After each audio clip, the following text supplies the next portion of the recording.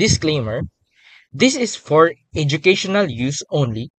Our group is allowing our instructor, Mr. Roldan Ardines, to use this as an educational material. The objectives of this discussion is to: number 1, define global governance. Number 2, analyze the effects of globalization. Number 3, identify key institutions. Number 4, differentiate internationalism from globalism. Number 5, explore the role of United Nations. Number 6, address challenges of global governance. And lastly, number 7, evaluate the state's relevance. Good morning, everyone. Today, I will be discussing the concept of global governance. To start, let's define global governance.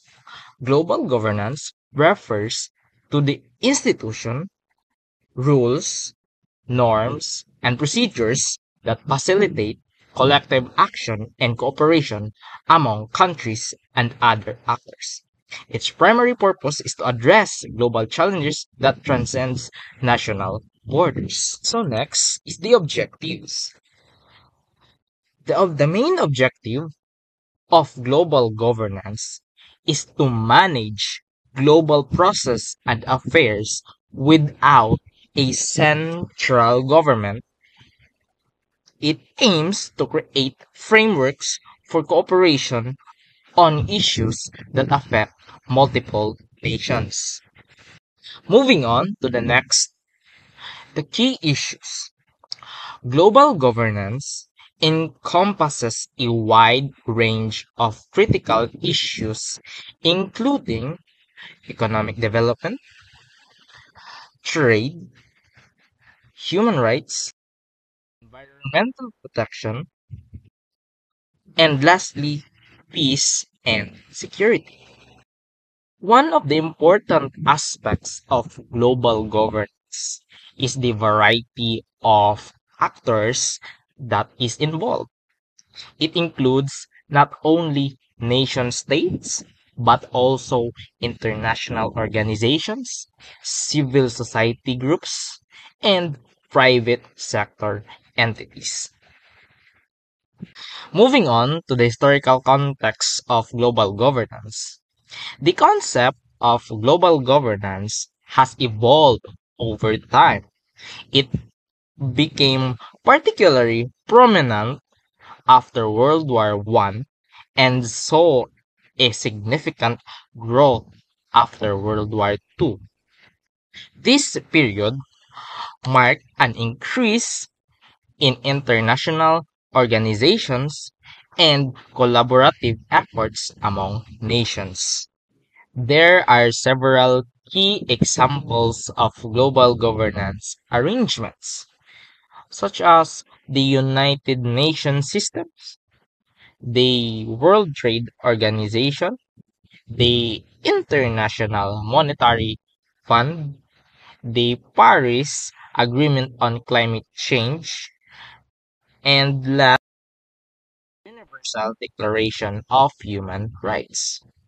In conclusion, global governance is necessary to address existential risks and challenges such as armed conflict, economic volatility, climate change, other transnational problems that require coordinated solutions. That would be all for my topic, global governance. And now I will give the floor to the next presenter. Thank you for listening. Good day to everyone. Today we're going to explore a significant topic that affects all of us, the effects of globalization on governments. Globalization has transformed the way countries interact economically, politically, and culturally. Let's dive into some key points that highlight these effects. Number 1. Monetary policy design. First, Globalization has influenced how governments design their monetary policies to attract foreign investments. Many governments adjust their interest rates, often lowering them to stimulate economic growth. This can lead to a more dynamic economy, but also poses risks if not managed carefully. Next, we have trade policy formulation. In a globalized world, governments must carefully balance their trade policies. They need to avoid retaliatory measures from other nations while ensuring that domestic industries remain competitive. This often results in complex negotiations and policy adjustments. Another significant effect is the interdependence of economies. Globalization creates mutual dependencies, meaning that economic downturn in one country can have ripple effect across the globe. This interconnectedness can impact trade partners and local enemies, making economic stability a shared responsibility. And number 4 would be the democratization trends. And this is very interesting. Globalization can also promote the democratization trends, especially in developing countries. When combined with social safety nets, globalization can strengthen democratic institutions, fostering political stability and public support for governance. However, it is not positive. While globalization facilitates cultural exchange, it can also lead to cultural homogenizations. This threatens local traditions and identities as global culture often overshadows local customs. And number 6 would be the economic inequality. One of the more concerning effects is the increase of this economic inequality. The benefits of globalization are often unevenly distributed, favoring developed nations and larger corporations. This can exacerbate income inequality both within and between countries, leading to social tension. So, globalization also pressures governments to adopt technological advancement. To remain competitive, countries must embrace new technologies which impact regulatory frameworks and economic policies. This leads to both opportunities and challenges in various sectors. And number 8 will be the policy adjustments for global standards. Moreover, governments are often required to make policy adjustments to align with global standards.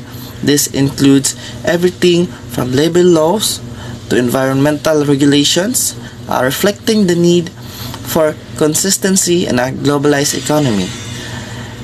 As globalization progresses, local industry face increased competition from international firms. While this can lead to job losses in some sectors, it can also create new opportunities in others, requiring governments to adopt and support affected workers. And finally, globalization drives public policy changes. Governments must reformulate their policies to address the challenges and opportunities presented by globalization. This includes focusing on labor rights, environmental protection, and economic stability measures. In conclusion, globalization has far-reaching effects on governments, influencing everything from economic policies to cultural identities. As we navigate this interconnected world, it's crucial for governments to find a balance that fosters growth while protecting local interests. International Relations and Global Governance. This report aims to provide an overview of the key institutions that govern international relations and to differentiate between the concept of internationalism and globalism. Understanding these elements is essential for grasping the dynamics of global interaction in today's interconnected world. Institutions governing international relations. International relations are shaped by various institutions that facilitate cooperation, security, and legal frameworks among nations. Here are the primary institutions involved. 1. United Nations, a global organization that promotes international cooperation in areas such as law, security, economic development, and social equality. The UN plays a crucial role in conflict resolution, humanitarian aid, and setting international norms. Number 2. NATO, a military alliance focused on collective security among member states.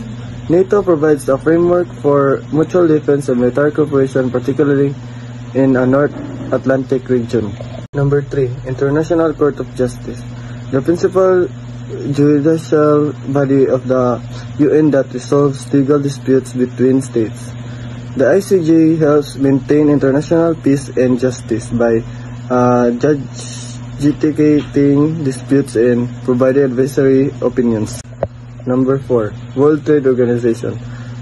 An organization that regulates international trade to ensure smooth and predictable trade flows. The World Trade Organization establishes trade agreements and resolves trade disputes, promoting economic cooperation among nations. 5. Regional Organization. European Union, African Union, and Association of Southeast Asian Nations. These organizations promote regional cooperation and integration. They address regional issues, enhance economic collaboration, and foster political stability. Non-governmental organization. Independent entities focusing on humanitarian aid and social issues, such as the Red Cross. NGOs play a vital role addressing global challenges, advocating for human rights, and providing assistance in crisis situations.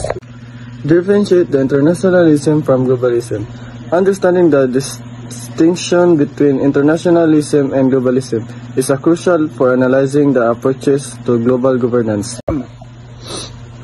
Internationalism, a philosophy that emphasizes cooperation among nations to achieve common goals, focuses on sovereignty of states and importance of international law, advocates for multilateralism and the establishment of the international norms and agreements. Example, the formation of treaties and alliances such as Paris Agreement on climate change. Globalism, a perspective that promotes more interconnected world where national boundaries are less significant, emphasizes global economic integration and the interdependence of nations, advocates for global governance structures that transcend national borders.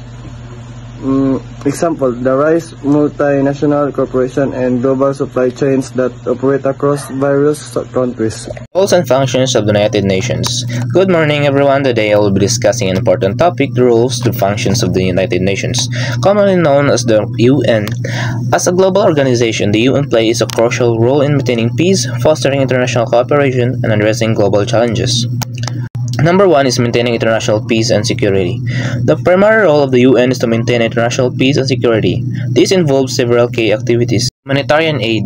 The UN provides humanitarian assistance and disaster relief to those in need. Economic and social cooperation. It fosters cooperation in economic, social, cultural, educational, and health matters. Number 4 is serving as a center for harmonizing the actions of nations. The UN serves as a platform for nations to work together. Dialogue and collective action. It provides a space for dialogue and collective actions on global issues. Establishing norms. The UN establishes norms and standards in various fields such as human rights and environmental protection. Facilitating treaties. It helps facilitate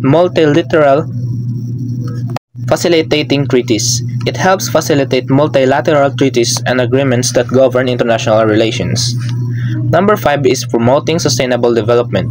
Finally, the UN is committed to promoting sustainable development. Sustainable Development Goals, or SDGs. The UN assists countries in achieving the Sustainable Development Goals, or SDGs. The UN assists countries in achieving the SDGs, which claim to address pressing global challenges. Development Assistance. It provides development assistance and builds capacity in various nations. Environmental protection. The UN promotes environmental protection and climate actions to ensure sustainable future for all. In conclusion, the United Nations plays a multifaceted role in promoting peace, cooperation, and sustainable development across the globe. Through its various functions, the UN addresses both immediate crises, and long-term challenges. In conclusion, the United Nations plays a multifaceted role in promoting peace, cooperation, and sustainable development across the globe. Through its various functions, the UN addresses both immediate crises and long-term challenges, striving to create a better world for all. So, good day. My topic is identify the challenges of global governance in the 21st century. So, I will be discussing a crucial topic that affects us all global governance in the 21st century. As our world became increasingly connected, we face the numerous challenges that complete our ability to work together on global issue. So first challenges: lack of enforcement mechanism. First, we have the lack of enforcement mechanism. Many international agreements are not backed by strong enforcement. This means that countries can easily ignore their commitments without facing significant consequence, which undermines the effectiveness of global governance. So, challenge number 2: limited legitimacy of institutions. So, legitimacy: global institutions are often perceived as being dominated by a few powerful nations. This presentation can lead to resistance from other countries, making it difficult to achieve consensus on important global issues. So the third challenge is geopolitical tension. So increasing rivalries between major power complicate cooperation. As nations prioritize their own interests, achieving consequence became more challenging, leading to a fragmented international landscape. So challenge number 4. So another significant challenge is global inequality. So the widening gap between rich and poor nations exacerbate tension and complicate governance. So economic disparities lead to differing priorities and capabilities, affecting nation willingness to cooperate. Good day everyone, I will going to continue the topic of Cadet Colango. It's all about identify the challenges. Challenge 5 is emerging global threats. We also face emerging global threats such as climate change, pandemics, and terrorism. This issue require coordinate global responses, yet the urgency often clashes with national interest, resulting in delays and inadequate action. Challenge 6 is complex interdependencies. The complex interdependencies of global issues pose another challenge. The interconnected nature of their problems requires multi-level governance and cooperation across various sectors, overwhelming existing governance structures that are slow to adapt. Challenge 7: public disillusionment. Additionally, we have public disillusionment with political leadership. Growing distrust in governance leads to populist movements that reject established norms, further destabilizing efforts to achieve global cooperation. Challenge 8 is technological challenges. Finally, we encounter technological challenges. Rapid advancements in technological create regulatory hurdles, including issues related to data, privacy, and misinformation. These challenges require new frameworks that are often lacking. The relevance of the state amid globalization. Today I will discussing an important topic that affects us all. The relevance of the state in the context of globalization. As our world becomes increasingly interconnected, it's crucial to understand how nation-states adapt and respond to this change. First, regulatory function. First, let's talk about regulatory functions. Nation-states play a vital role in establishing and enforcing laws that govern international commerce, labor, and environmental standards. These regulations are essential for navigating the complexity of global markets and ensuring fair practices. Second, sovereignty and identity. Next, we have sovereignty and identity.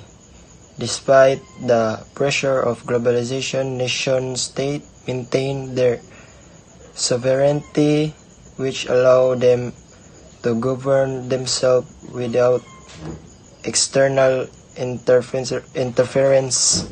This sovereignty is crucial for preserving national identity and culture, especially as globalization introduces diverse influences that can challenge traditional norms. Third, responses to global challenges. Moving to responses to global challenges in today's world, states are increasingly called upon to address global issues such as terrorism, economic crisis, and public health threats. The rise of collective insecurities stemming from economic globalization, immigration, and global pandemics has led to an enhanced role for the state in ensuring the safety and well-being of citizens. Fourth, economic dynamics. Now let's discuss economic dynamics. Globalization creates both opportunities and disparities. Nation-states engage in international trade and attract foreign investment, which can lead to economic growth. However, this also highlights complex power dynamics where less powerful nations may experience diminished role while more influential ones gain prominence.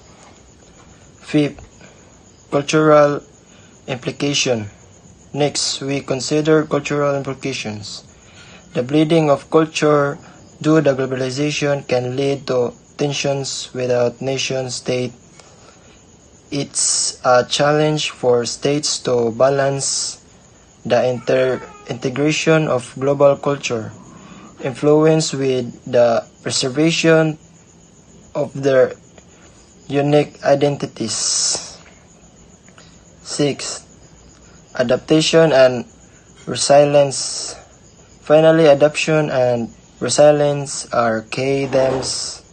Nation-states must continuously adapt their roles to meet new challenges while asserting their authority and relevance in a globalized context. This adaptability is essential for navigating the ever-changing landscape of international relations.